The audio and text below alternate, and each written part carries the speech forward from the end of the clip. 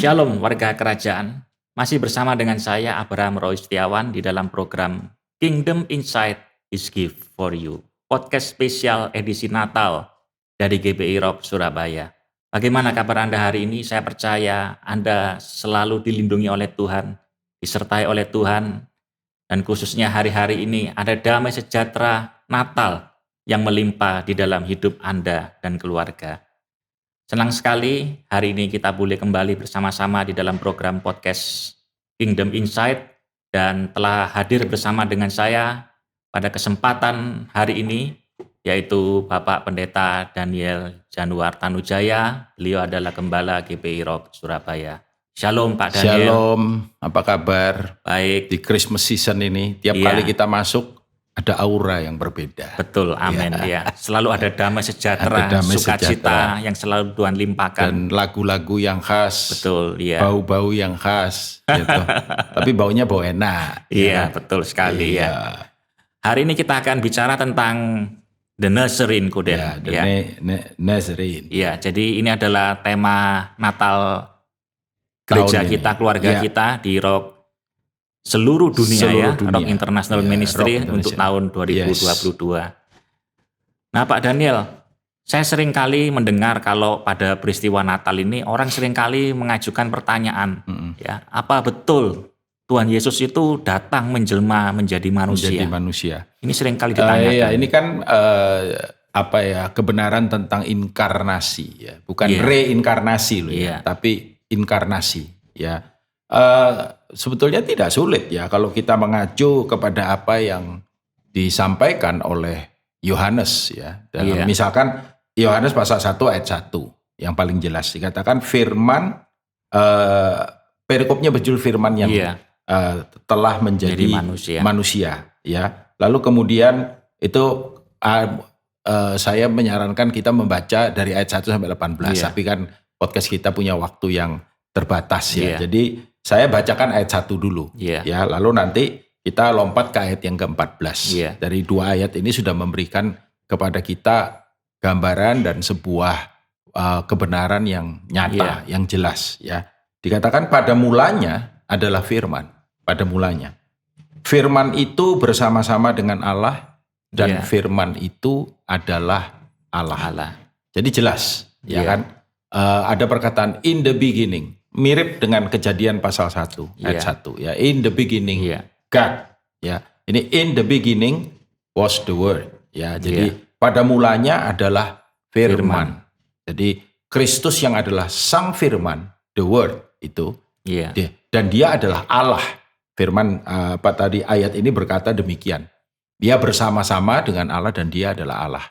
Lalu kemudian di ayat yang ke-14 ini juga pernah menjadi tema kita, ya, firman jadi manusia. Ya. Firman itu telah menjadi manusia, ayat 14, dan diam di antara kita, dan kita telah melihat kemuliaannya, yaitu kemuliaan yang diberikan kepadanya sebagai anak tunggal Bapa penuh kasih karunia dan kebenaran.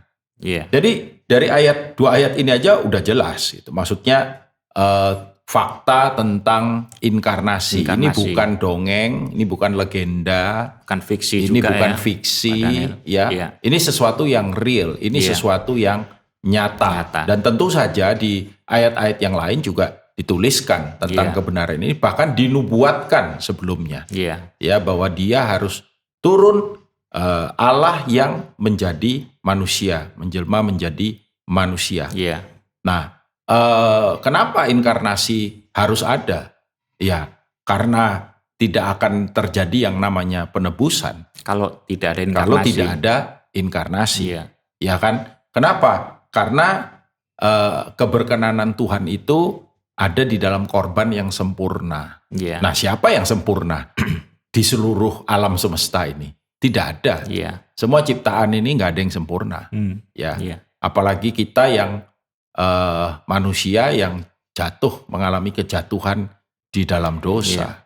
Kita berada di dalam imperfection, ketidaksempurnaan. Tidak ada seorang pun yang bisa menjadi Mesias. Hanya dia. Allah yang jadi manusia. Firman yang jadi manusia. Firman itu siapa? Dia adalah Allah. Dikatakan demikian. Jadi kita tidak perlu ragu lagi bahwa memang Dia, Tuhan Yesus itu hadir betul-betul datang ke dunia ini. Tidak perlu ada keraguan. Nah, keraguan-keraguan yang seperti itu kan datang dari orang-orang yang selalu membuat ini jadi masalah. Yang kaum yang suka mempermasalahkan, mempertanyakan, meragukan. Ya terserah gitu. Ya kan? Tapi kita percaya bahwa Dia 100% Tuhan, Dia 100% manusia. Dan dalam kemanusiaannya, ya Dia harus dilahirkan. Dengan proses sebagaimana manusia.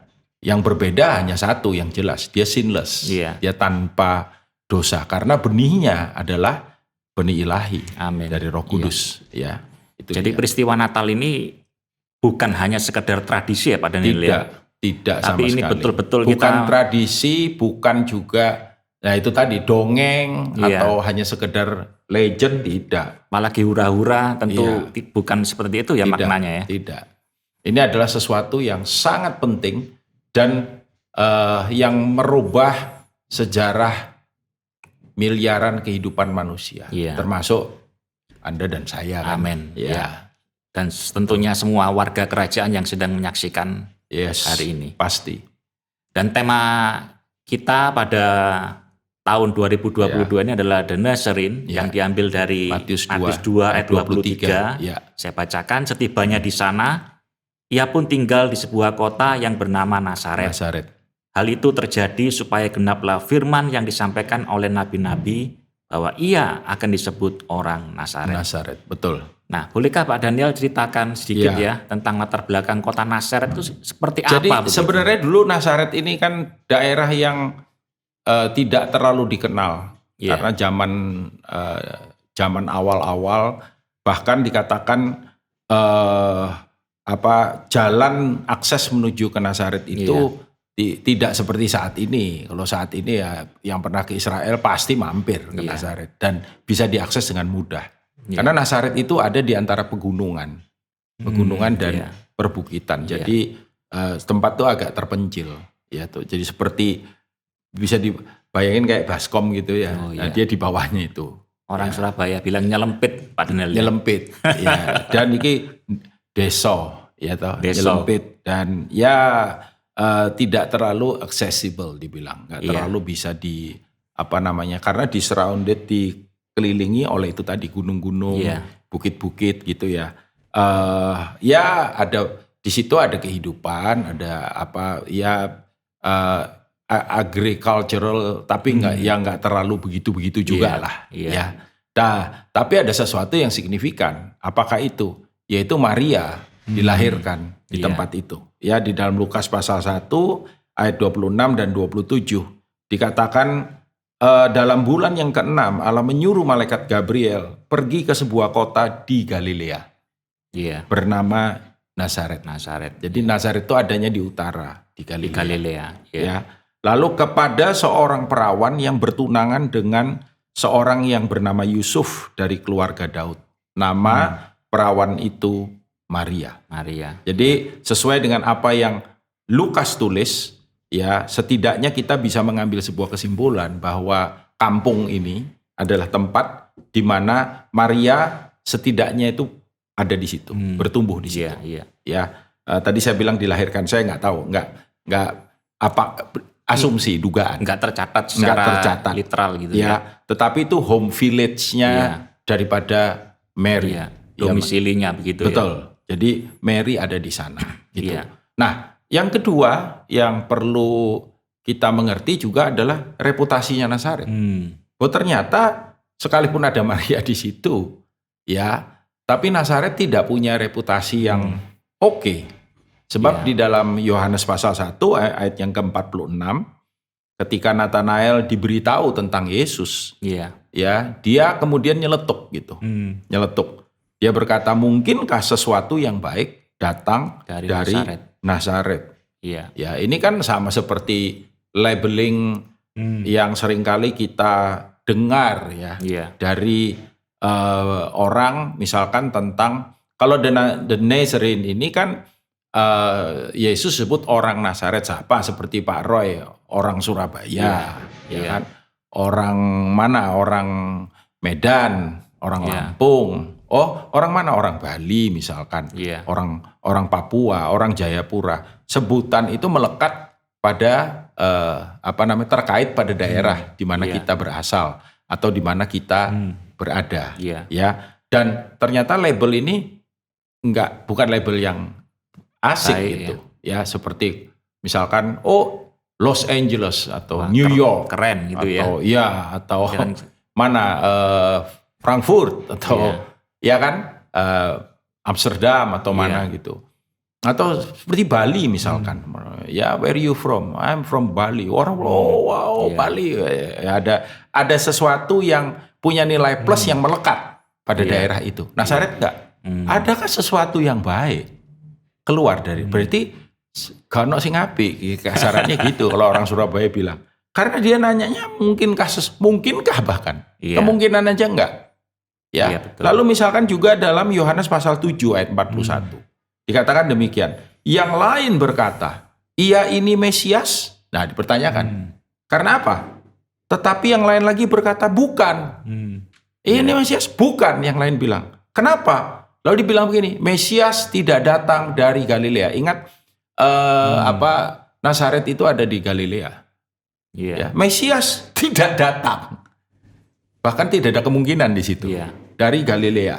Ya. Lalu Yohanes pasal 7 lagi, ayat 52. Ayat 52. Jadi pasal yang sama tadi ayat 41, ayat 52.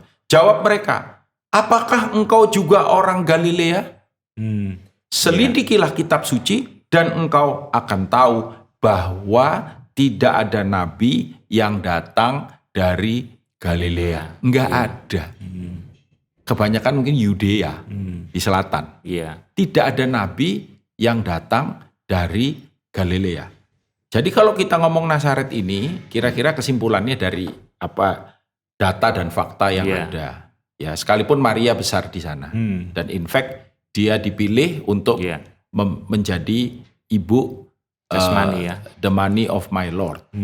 Ya kan, bukan the mother kok the money. The mother of my Lord, bukan the mother of my God.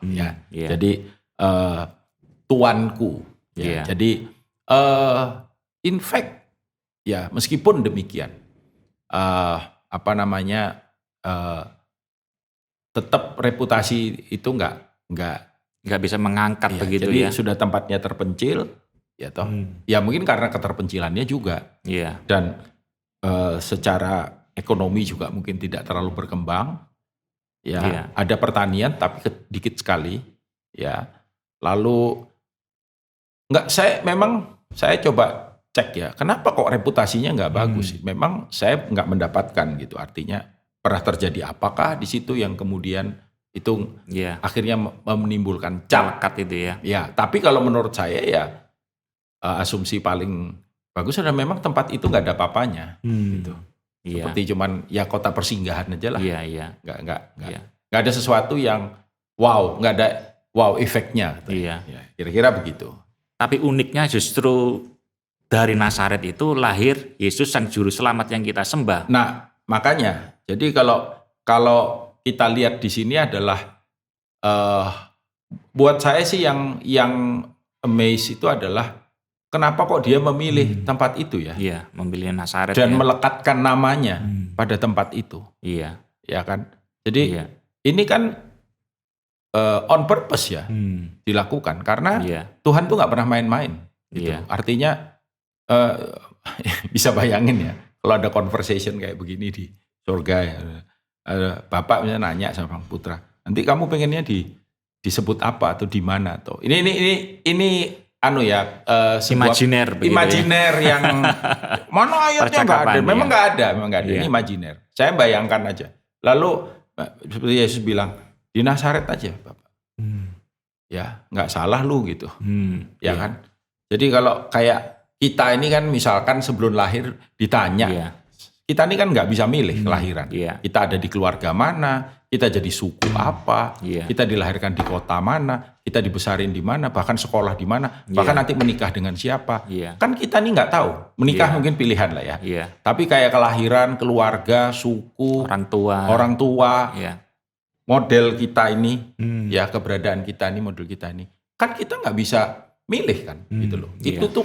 Itu tuh Tuhan yang menentukan gitu loh. Nah tapi kalau kita bisa milih, gitu, ya saya yakin beberapa dari kita ini akan memilih tempat yang berbeda, keluarga yang berbeda, suku yang berbeda mungkin. Iya betul. Ya kan?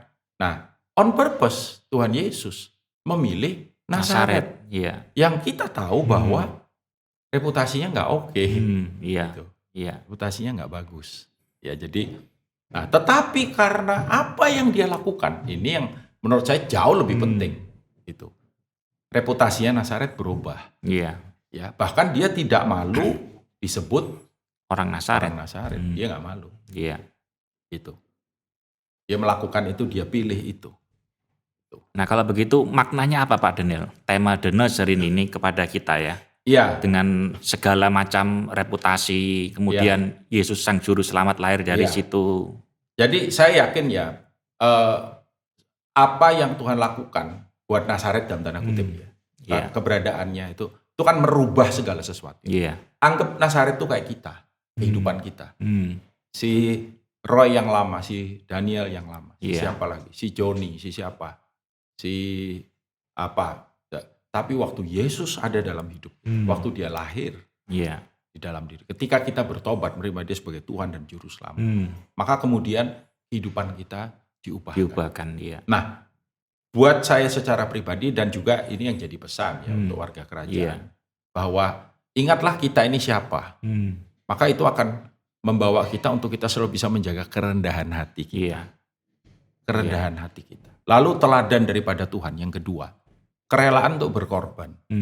Dia selalu memilih tempat-tempat yang tidak populer, ketemu dengan orang-orang yang terbuang, terhilang. Tapi kemudian pertemuan itu mengubahkan segala hal, semua yang dia sentuh, mengalami sebuah perubahan yang radikal. Ini berbicara tentang apa yang ketiga? Inilah anugerah yang mengubahkan. Anugerah yang limpah seperti tema kita tahun ini, multiplied grace. Ya, kasih karunia yang limpah, yang sudah dia kerjakan dan dia. Nah, karena itulah yang keempat, ya, hiduplah untuk senantiasa jadi berkat. Amin. Jadi inspirasi, jadi penghiburan, jadi kekuatan. Ya, hidup kita yang dipakai, Tuhan sudah ubahkan kita. Biarlah kita juga dipakai untuk mengubahkan orang lain dan nama Tuhan dipermuliakan. Ya, amin. Simple makna Natal, tapi sangat mendalam ya untuk peringatan kita pada tahun 2022 ini tentang The Nazarene. The Nazarene. Itu memberikan kepada kita sebuah makna yang luar biasa. Terima kasih Pak Daniel untuk waktu yang sangat berharga bisa berbincang-bincang, sekalipun singkat, tapi saya yakin perbincangan ini boleh menjadi berkat bagi kita semuanya, khususnya dalam kita memperingati Hari Natal 2022. Saya berdoa juga di Christmas season ini ada satu terobosan yang terjadi. Ya, jadi ini jangan berlalu begitu saja. Kita merayakan, kita happy, kita senang. Tapi cuman itu aja gitu. Biarlah ada sebuah terobosan signifikan yang juga Tuhan kerjakan. Apalagi ini juga menjelang tahun baru. Ya, kita menutup tahun 2022 dan kita masuk ke tahun 2023, tahun yang baru. Untuk mengakhiri podcast kita kali ini, bolehkah Pak Daniel berdoa bagi kita semuanya? Pasti boleh. Ya, mari kita berdoa. Bapak, terima kasih untuk hari ini kalau kami boleh ada sama-sama dalam podcast ini. Dan untuk semua yang Tuhan menyaksikan, melihat, dan mendengar, biarlah kiranya hamba-Mu berdoa. Christmas season ini boleh jadi sebuah season yang bermakna di dalam kehidupan warga kerajaan, perjumpaan lebih lagi dengan Engkau, pengalaman lebih lagi dengan Engkau, dan kami tidak hanya ada di dalam perayaan-perayaan dan diberkati oleh perayaan-perayaan ini, tetapi biar kehidupan kami juga Tuhan pakai untuk menjadi berkat lebih lagi dan mempermuliakan akan nama Tuhan. Amin. Mengucap syukur Bapa untuk waktu dan untuk hari yang ada ini, memberkati setiap warga kerajaan. Dalam nama Yesus. Dalam nama Yesus. Amin. Amin. Demikian warga kerajaan perbincangan saya dengan Pendeta Daniel Yanuar Tanujaya. Dan di akhir daripada edisi podcast kita kali ini, saya mengucapkan selamat Hari Natal tahun 2022 kiranya damai sejahtera Allah dari sorga turun melimpah atas hidup Anda dan keluarga Anda. Saksikan terus edisi yang lain di dalam podcast Kingdom Insight His Gift for You.